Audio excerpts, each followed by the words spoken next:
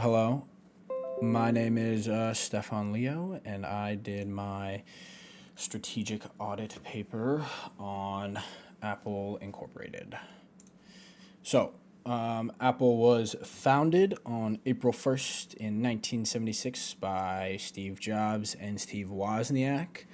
They had both dropped out of college, and their main goal was to make computers that were small enough for people to have in their homes and their offices, basically a more user-friendly computer.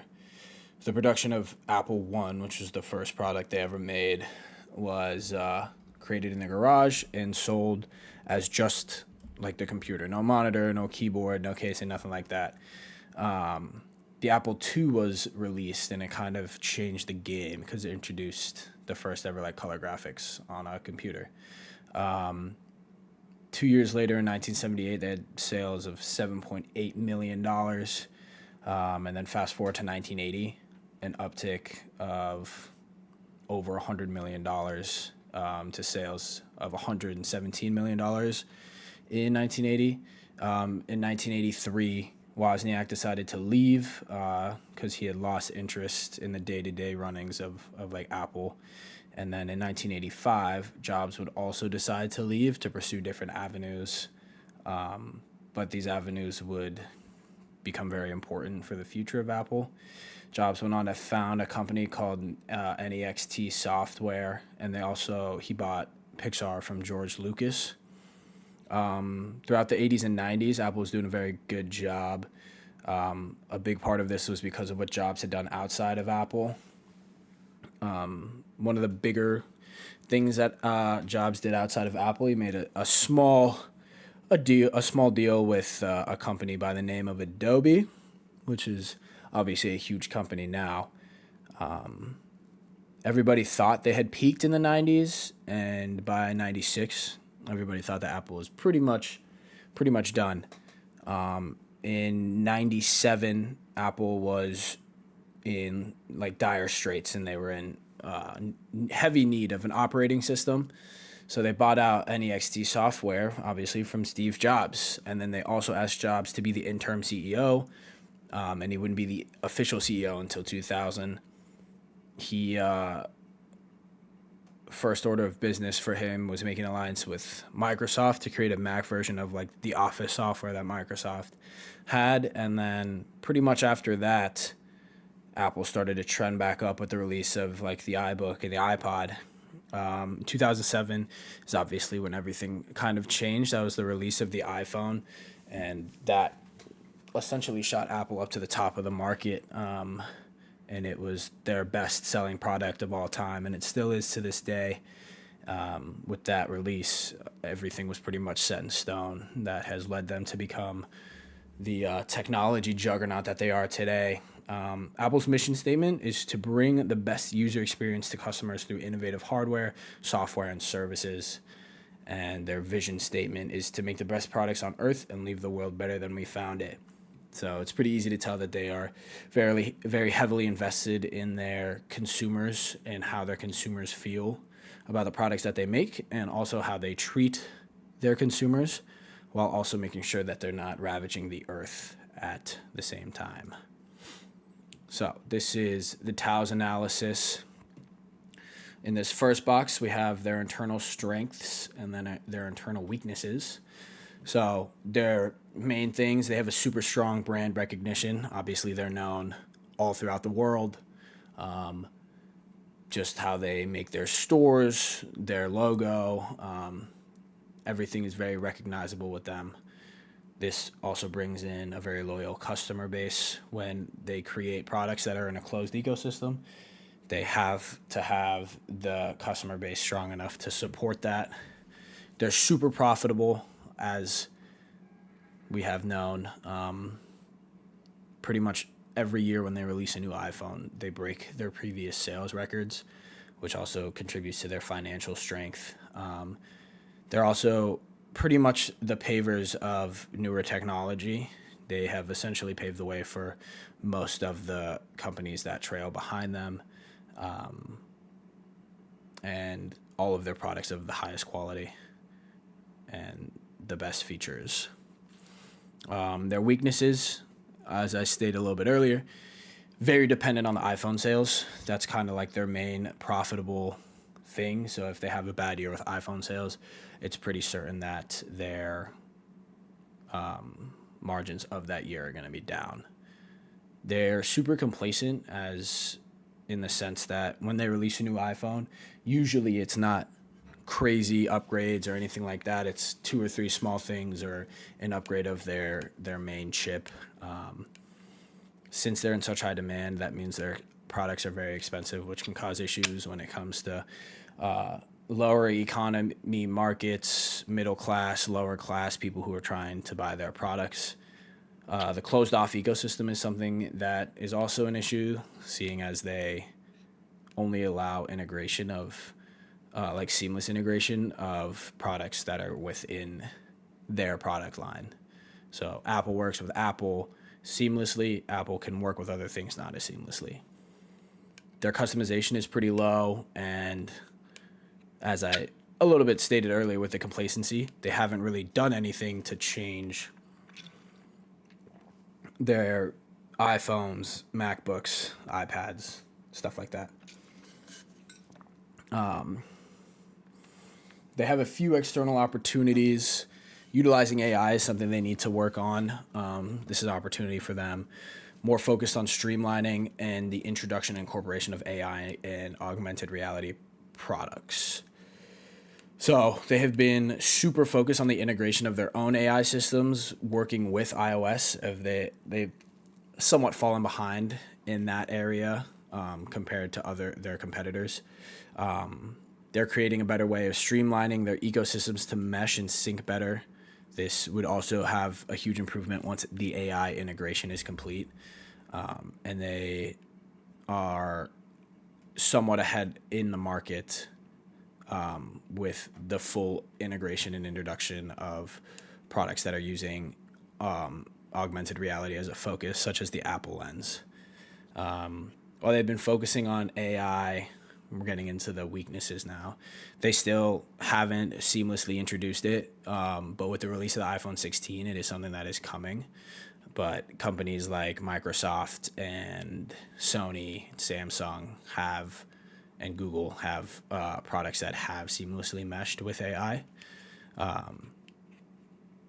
The weakness again here with the ecosystem is that they need to be able to allow outside companies to seamlessly integrate with their ecosystem, or there's a chance that they lose a decent amount of customers if this issue persists. The Apple Lens is their only AR technology right now, but it is highly expensive, and that's a major turnoff for people who would like to have this product. It's just very hard to attain. It's about $4,000 or $5,000. Now we'll go into the threats. Increased competition in other markets, counterfeit products, and a potential threat in a loss of demand because of economic loss or economic downturn. So we'll go over the threats and the strengths that they have right now. They have a good hold on the market, but with them sort of falling off and being complacent, there are other companies that are going to be able to start to compete with them if they don't start to make some changes. With the counterfeit products, while there is a market of counterfeit products, they're becoming increasingly harder to counterfeit with the introduction of the new M chips every year and upgraded technology that only they are able to produce. And they've shown that even when there's an economic downturn or an economic loss, they still have the highest demand in the market. The weaknesses, obviously, is that while they're still ahead, there are still companies that are catching up to them, I think, faster than they realize. Just because there are companies that have done major upgrades every time they've upgraded their products instead of minimal upgrades, such as Apple has done. And then with the counterfeiting, even if there is low or minimal counterfeiting with newer phones, they're still losing money because people are going to go to the counterfeit phones when they're cheaper than the actual product. And since the price is so high, this kind of goes hand in hand when there are really bad economic downturns, recessions, and whatnot, Apple is going to lose a ton of customers simply off of the fact that there are certain people who just can't afford the products that they're selling. All right, on to the Ansoff matrix. So there's 4 different parts of the Ansoff matrix: market penetration, product development, market development, and diversification. So the Ansoff matrix is a strategy that is used as a marketing plan, and it helps the company determine what products they should be making and what market strategy and like what the strategy is for that product. These 4 being split into 4 quadrants allows the company to be able to see the risks and compare them with other products or newer products. The whole idea behind the major 4 quadrants is that every time a product moves into a different quadrant, there will be different risks. So the market penetration is referred to when selling already existing products into an already existing market. So the existing market for Apple currently consists of its global operations that are divided into 5 operating segments. These operating segments are the Americas, Japan, Greater China, Europe, and the rest of the Asia Pacific. Apple currently operates in 25 countries and has more than 500 retail stores. They have such high market and such effective market penetration due to their marketing strategies, this being how good they are at branding and how strong their image is, while also making their ads and campaigns something that is very relatable for everybody, because they don't want to single out consumer groups. They want to be able to include all consumer groups. By doing this, they've been able to penetrate almost every market around the world.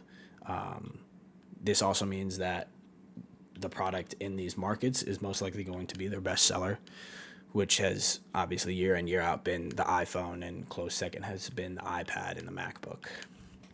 So the product development is the second quadrant of the Ansoff matrix. Deals with the development of newer products that are also being sold in existing markets. This is a very regular strategy for Apple. They've been implicating it for a long time. With having a closed ecosystem every time they release a new product that fits into this ecosystem, it's a major draw to customers because they're able to look at this product and be like, oh, this is something that's going to integrate seamlessly with everything else that I have in my home, in my pocket, in my car, so on and so forth. Since they create new products that seamlessly integrate, every time there's something new, consumers are going to rip it off the shelves regardless of if they need it or not, essentially. The whole idea of creating new products to fit into an ecosystem is essentially a reinforcement. It's like if company A releases a new sound system or HomePod or whatever, Apple is able to do the same exact thing, and the Apple customers are gonna take the Apple one because it's going to integrate perfectly into the Apple lifestyle that most of their customers already have.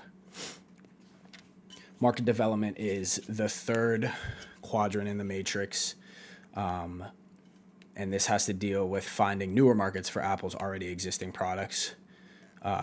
So this means trying to use what they have already and break into new markets. A good example of this could be when Apple is trying to penetrate other countries like Africa or other countries in the rest of South, like Southeast Asia and the Asia Pacific. They have been focusing more on those Asian markets just because those markets are a little more enticing to them and something they see could work out better long term. By expanding into newer markets and reaching new places, it obviously just means more profit and more money. The diversification is the final quadrant, and this is developing new products to release and sell into new markets. This is usually seen as like the riskiest one.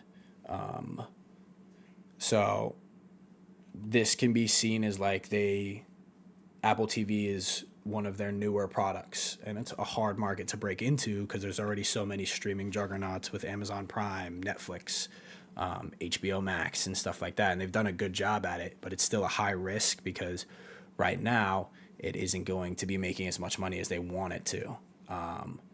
When they re-released certain iPhone generations or certain iPhone models for certain specific countries, that's another huge risk because there's a major chance that these markets aren't going to take to the older models as well, even though they're new models.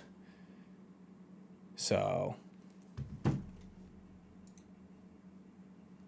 these are the current strategies that have been implemented through functional strategy, business unit strategy, corporate level strategy, and international strategy. So their functional strategy, they heavily spend money in their research and development.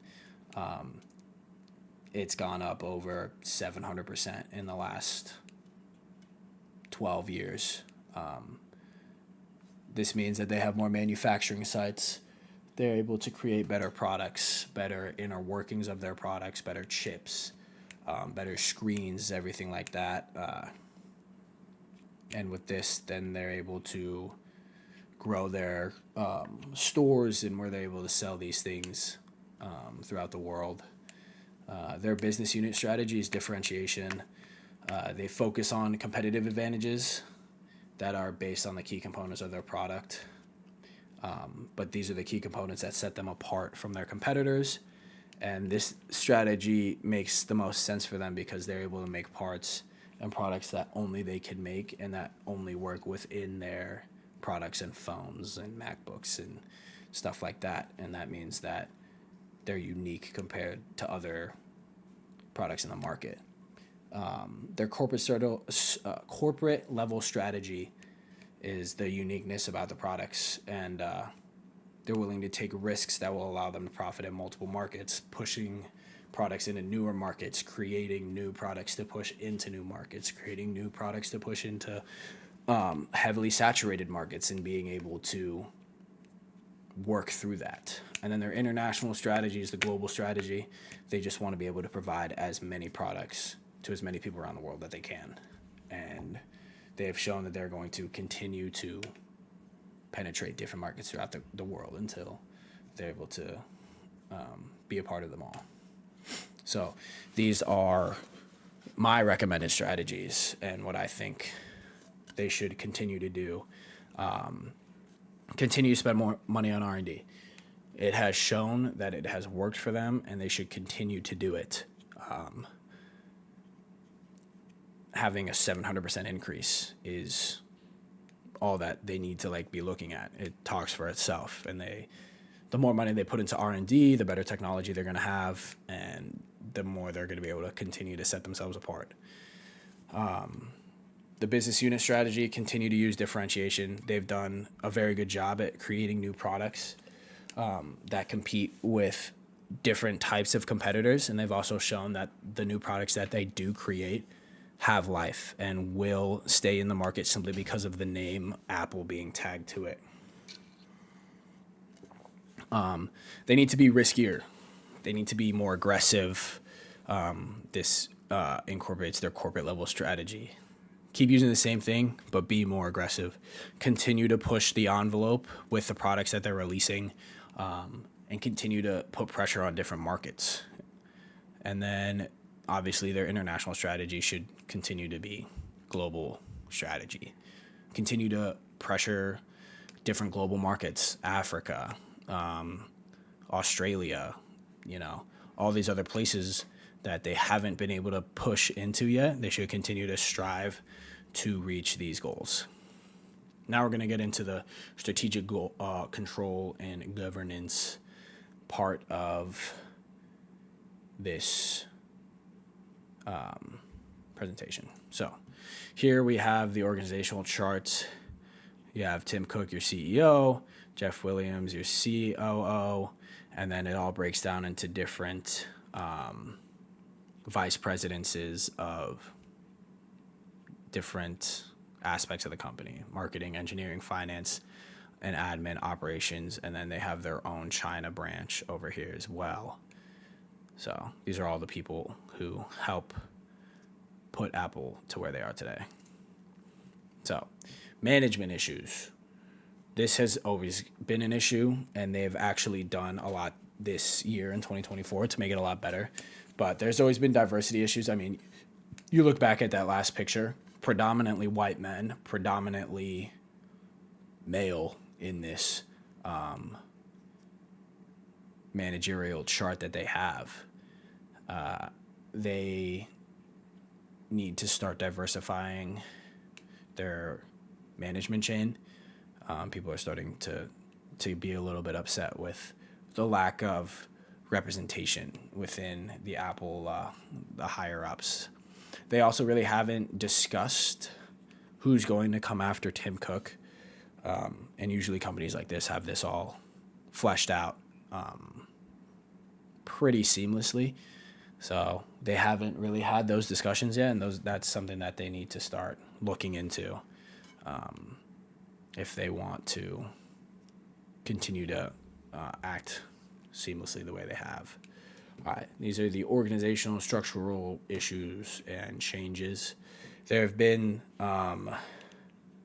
some issues with certain plants where people are assembling products or where they're mining. There have been countless deaths around the world in certain mines, cobalt mines specifically, a little bit of underage workers, and Apple has not really done a good job of addressing these things or creating compensation.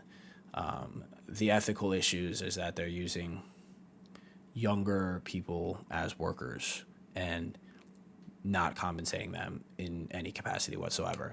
So if they're able to figure out better compensations or be able to make it so that it's not children working and make the working habits better, or change the sites to make them safer up to code so that people stop dying, that is a huge issue for them to start changing as soon as they can. Cultural issues. There are forums and people who have experienced workplace toxicity among the vast amount of stores that they have. It isn't localized in one area, it's all across the world. But it's typical workplace toxicity. People are dealing with racism, sexism, harassment, being treated differently based off of age, race. And obviously these are issues that need to be taken care of.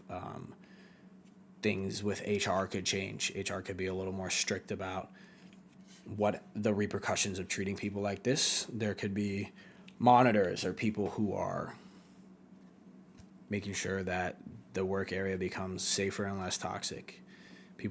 Employees aren't going to want to work for a company that has constant issues in this capacity. The financial issues. There has been a slow decline in 2024. They were up in September. After the release, they started to kind of stagnate and go down a little bit. And there was a decline in cash operations in the first quarter of 2024. I think this mainly becomes an issue because there was a lot of people who bought the iPhone 16, were not happy with it, and returned it and wanted the iPhone 15 back, or previous models before that. This was a big issue. There was a lot of people who were not happy with what they had made with the iPhone 16. And this also means that they need to start diversifying a little bit better and not relying so heavily on one product to make all their money. This has been talked about a decent amount. The competitiveness that they're lacking is their integration with AI. They're lacking in VR products and AR products. And the Chinese market for Apple right now is struggling because they're competing with the Mat 60 Pro smartphone, and they're losing that competition out in China. China is slowly starting to be able to, in a government way, remove Apple products because they don't want American products in China. They've gotten better with the AI. They need to be able to integrate their own AI system seamlessly with the rest of their products that they are releasing. Create some sort of VR or AR headset that can compete with the likes of Meta's Oculus or the Meta 3 that just came out. Sony has a VR headset. Google is creating one as well. The Apple Lens simply is just too expensive to be a competitive product that they think they can sell. And with what happened with iPhone 16, they need to figure out something to create, not re-envision the iPhone, but make it an upgrade every time it's released, because it's starting to just be a reskin of the previous model, and people are getting tired of that. Again, harping on the lack of innovation that has, for some reason, taken up Apple recently. They're losing a decent amount of customers every year because Google Pixel is essentially a brand new phone every time it's released. Samsung has three screen phones that can fold into each other. BlackBerry's making a comeback. These are all companies that have seen what isn't working with Apple, and Apple continues to do it, and they don't. And that's why they are starting to slowly make a comeback into the world of phones and technology specifically. So the real option analysis right now for Apple is Apple TV. Apple TV is their cash cow. This was something that was talked about in the net value analysis. The cash cow is right now is Apple TV. They're in a market where they have pretty high share, but it's a low growth market currently. So what they're doing right now, they're seeing that Apple TV isn't doing as good as they need it to be doing, but they can see the projectability of it being able to do as good as every other streaming service out there. So currently they're cutting back a little bit of investment on Apple TV, see how they do, and then slowly start to reinvest into Apple TV to create higher quality TV products. And this will be able to push Apple TV higher on their product market. A lot of people think Apple TV is going to be up there with the iPhones, the iPads, MacBooks, all things are pointing towards this. They just need to step back, take a small break with Apple TV, and then reinvest. And once they can do that, start adding Apple TV to actual TV sets that people can buy, start giving out a little more compensation with Apple TV, it will surely shoot back up into the ranks with Netflix, Prime Video, and all those other things. Thank you for listening to my presentation. I hope it was interesting, and I hope you guys have a good day.